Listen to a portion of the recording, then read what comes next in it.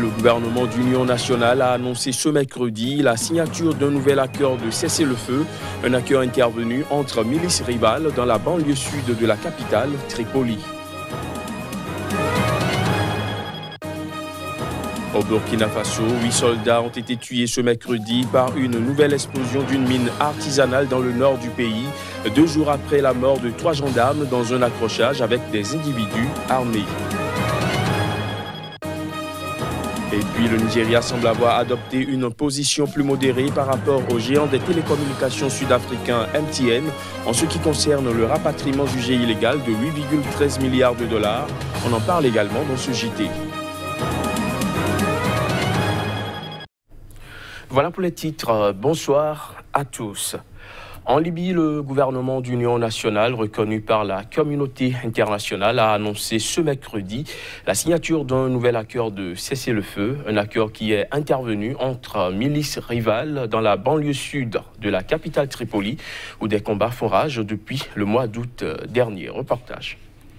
Le nouvel accord de cessez-le-feu entre milices rivales dans la banlieue sud de la capitale Tripoli, annoncé ce mercredi par le gouvernement libyen d'Union nationale, avait déjà été précédé d'un arrêt des combats mardi. Il a été signé par des représentants des villes de Tripoli et de Tarouna, dont sont issues les principales milices impliquées dans les combats. Le texte stipule notamment le respect de l'accord signé sous l'égide de l'ONU début septembre et qui n'avait tenu que quelques jours. Il prévoit également la formation d'une force régulière mixte composée notamment de policiers de Tripoli et Tarouna afin de sécuriser les divers quartiers de la banlieue sud de la capitale libyenne, théâtre de combats meurtriers depuis un mois.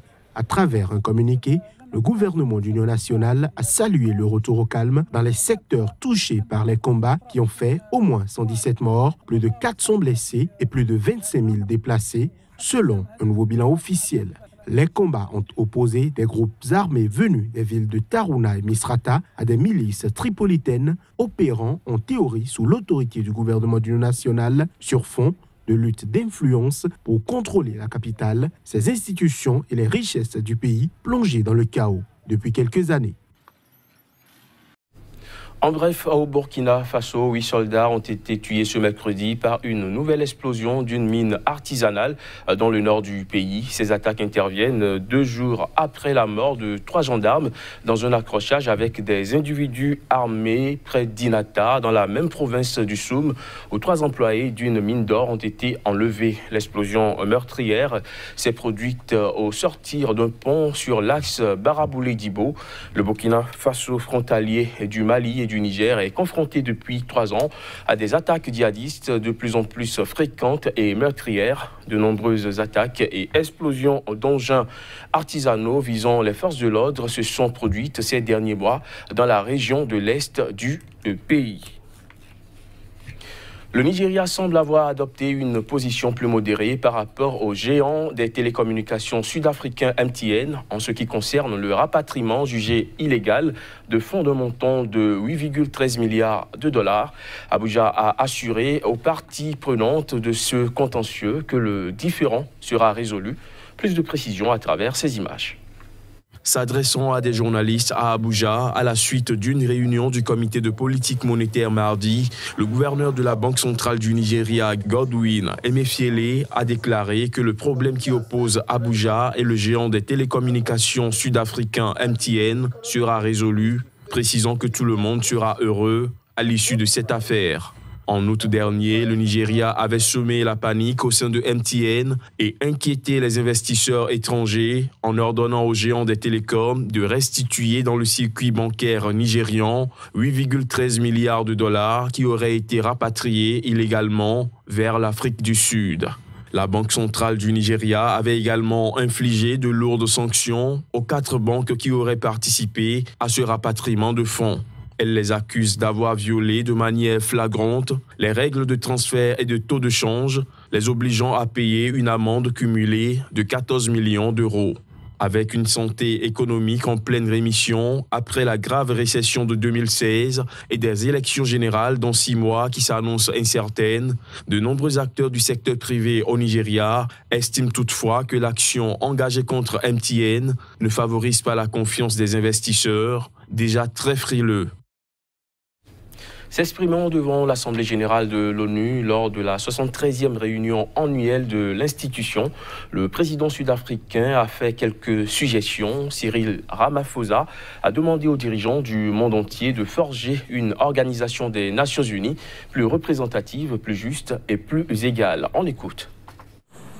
Il est de notre ressort, en tant que dirigeants réunis ici aujourd'hui, de forger une organisation des Nations Unies plus représentative, plus équitable et plus juste, habilitée et équipée pour mener la lutte contre la pauvreté, le chômage et les inégalités dans le monde. Nous devons nous demander si les Nations Unies ont répondu aux besoins et aux attentes des millions de personnes qui se trouvent aux portes de l'espoir. Nous sommes un monde jeune, où la moitié de la population mondiale a moins de 30 ans. C'est encore plus prononcé sur notre continent africain, où les 2 tiers de sa population n'étaient pas encore nés lorsque Nelson Mandela a été libéré après 27 années de prison.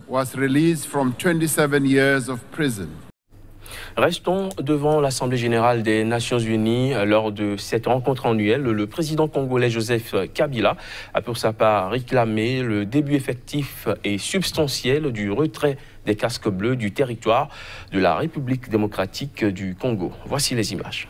Tout en affirmant le caractère irréversible du scrutin présidentiel prévu le 23 décembre prochain, le président Joseph Kabila a réclamé devant l'Assemblée générale annuelle des Nations Unies ce mardi le début effectif et substantiel du retrait des casques bleus de son pays.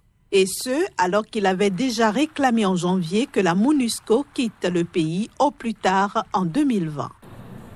En dépit des défis énormes qui jonchent encore son parcours sur tout le plan.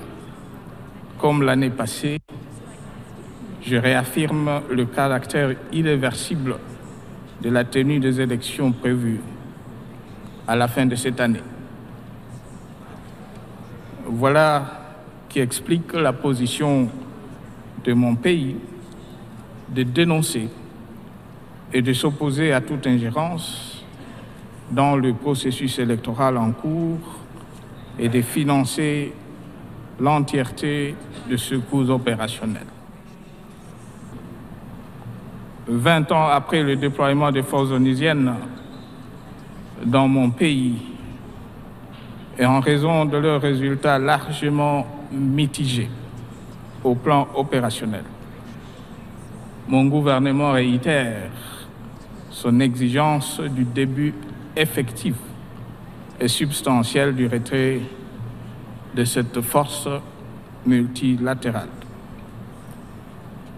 La mission de paix MONUSCO, qui compte quelques 17 000 casques bleus pour un budget annuel d'un peu plus d'$1 milliard, est l'une des plus importantes missions de paix de l'ONU dans le monde. En Tunisie, le président Bédi Caïd Essebsi a annoncé la fin d'une alliance clé avec la formation d'inspiration islamiste Ennahda. C'était lors d'un entretien diffusé mardi soir sur une chaîne privée tunisienne. Plus de précisions à travers cet élément. Lors d'un entretien diffusé mardi soir sur une chaîne privée, le président Bédi Caïd Essebsi a annoncé la fin d'une alliance clé avec la formation d'inspiration islamiste Ennahda. Cette annonce marque la fin d'une entente en place depuis 4 ans et qui a joué un rôle clé dans la poursuite de la démocratisation dans le pays pionnier du printemps arabe.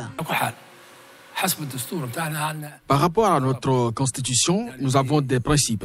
En décembre 2019 se tiendront des élections et je vous le dis, dès maintenant, les élections se tiendront à temps.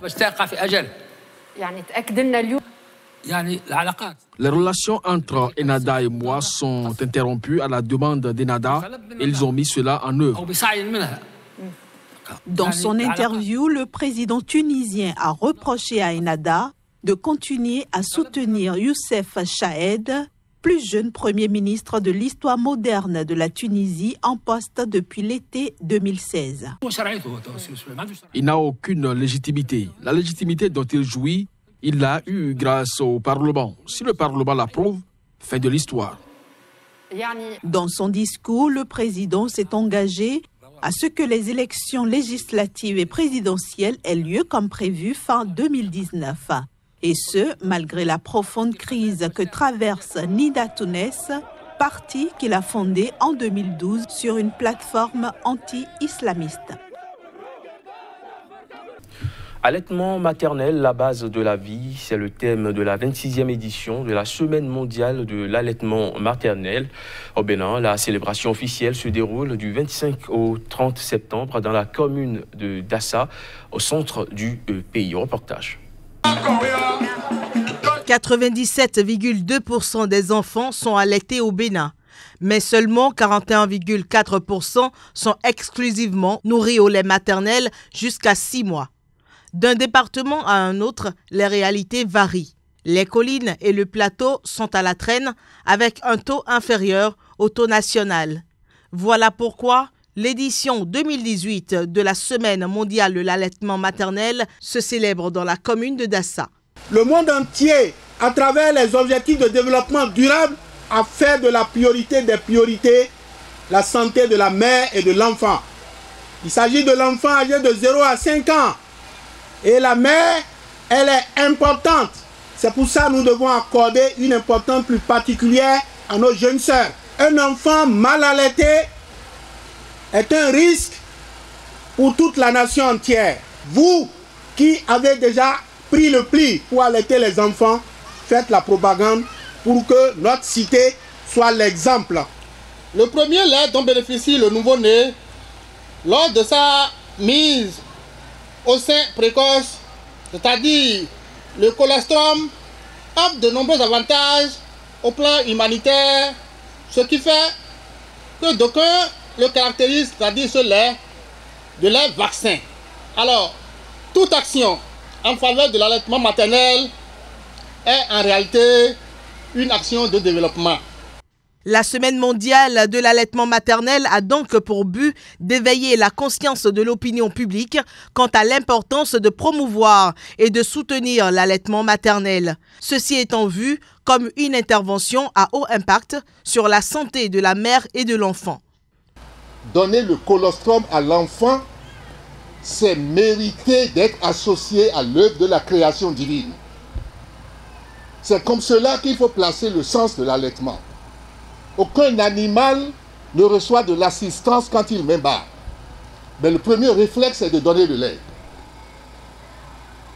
Et les connaissances nous permettent de savoir aujourd'hui que sur les 6 premiers mois de la vie, la composition du lait suffit largement à tous les besoins de l'enfant. L'OMS, les partenaires techniques et financiers ainsi que les autorités sanitaires du Bénin sont déterminés à relever le défi du maximum de femmes appliquant l'allaitement maternel exclusif pendant les 6 premiers mois de vie de leur enfant. Voilà, ce sera tout pour ce JT. Merci de l'avoir suivi.